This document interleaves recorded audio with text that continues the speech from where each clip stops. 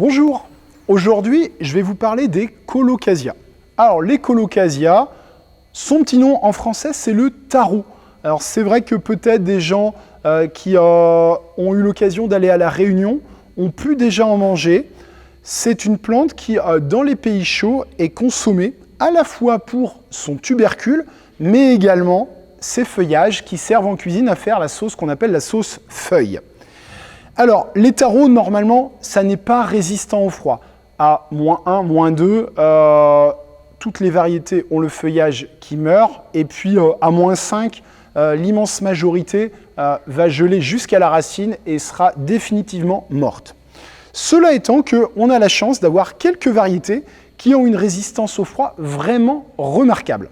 Aujourd'hui, je vais vous parler de 4 variétés que moi j'affectionne particulièrement parce que ce sont des valeurs sûres au jardin. Alors, on a vraiment la variété qui a passé tous les crash tests, c'est la variété Pink China. C'est pas la plus jolie parce qu'elle est verte avec des pétioles roses, mais c'est de loin la plus résistante. Une plante bien implantée peut résister à -15. Si en plus on paille la souche avec du feuillage, ça peut aller à un bon -15. On va avoir ensuite des variétés qui sont un peu plus, on va dire, confidentielles, des variétés qui ont été sélectionnées pour leur résistance au froid. On est sur une résistance au froid d'un bon -10. On va avoir Sangria avec un feuillage qui va devenir rouge et puis des pétioles rose vif. Bikini Tini avec des pétioles noires et des feuilles qui ont un revers vert et noir. Et puis Madeira qui est noir dessus et veiné en dessous. Sachez-le, là on est début juin, les plantes sont en pot, elles n'ont pas acquis leur dimension XXL. En pleine terre, les couleurs sont nettement plus vives parce que là elles sont sous serre. Alors, la serre, d'une manière générale, ça affadit les couleurs. En extérieur, elles seront beaucoup plus colorées et avec des feuilles vraiment XXL. C'est pas rare de voir des colocasia Bikini Tini avec des feuilles longues comme ça. Alors, comment on cultive des colocasia? Les colocasia, ce sont des plantes humifères. Ça veut dire qu'elles vont aimer un sol très très riche en matière organique. Et puis, dans la nature, elles vivent dans des marigots, des marécages. Souvent, en Afrique, on dit les bas-fonds. Ça veut dire que chez vous, il faudra beaucoup d'eau et beaucoup à manger. À la plantation, on va mettre énormément de compost, de matière organique variée, des feuilles, du fumier, tout ce que vous allez pouvoir trouver, et puis les mettre dans un endroit frais. Si vous avez un sol qui n'est fait que de sable, je pense qu'il faut éviter de mettre des colocasia, vous aurez toujours des mauvais résultats.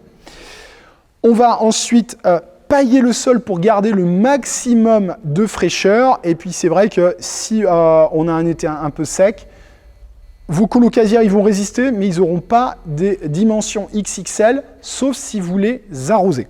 Alors voilà, si par contre vous avez un sol argileux, eh bien effectivement, vous aurez des plus jolies plantes.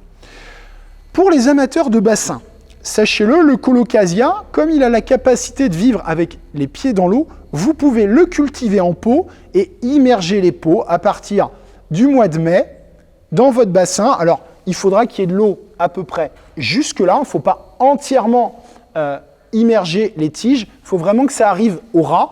On met beaucoup de compost et de fumier dans le pot et on immerge le pot.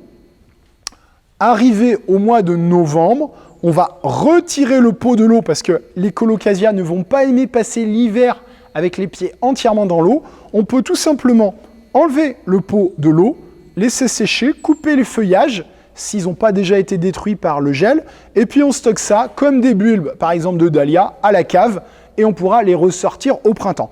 Donc c'est vraiment une plante extrêmement facile. Sachez-le, il n'y a pas vraiment de ravageurs ou de maladies sur les colocasia. Le seul point important, c'est qu'il y a dans un climat froid, il ne soit pas les pieds dans l'eau en hiver. Voilà, vous pourrez vous régaler. Alors, je ne vais pas vous donner la recette aujourd'hui parce que je ne suis pas un grand cuisinier moi-même, mais si vous regardez sur Internet, vous pourrez voir des recettes pour étonner vos amis avec les feuilles ou les tubercules. Alors, si jamais vous avez des amis qui sont subjugués par la beauté de vos colocasia au jardin, sachez-le, la multiplication des colocasia est facile si on l'a fait au printemps. Je vais vous montrer comment on fait. Alors, c'est tout simple, on va venir arracher un bébé plante du pied de la plante mère. Alors souvent, ça le fait que la deuxième année. Là, on voit, on a des petites racines, et puis on n'a plus qu'à aller le planter. Alors c'est sûr qu'il ne faut pas le laisser sécher. On n'a plus qu'à aller le replanter dans un terreau bien humide, et on arrose bien après. Voilà, bah écoutez, régalez-vous avec vos colocasia. J'espère que vous vivrez d'ici 1 an ou 2 dans une ambiance complètement tropicale et jungle. Et je vous dis à bientôt sur aujardin.info.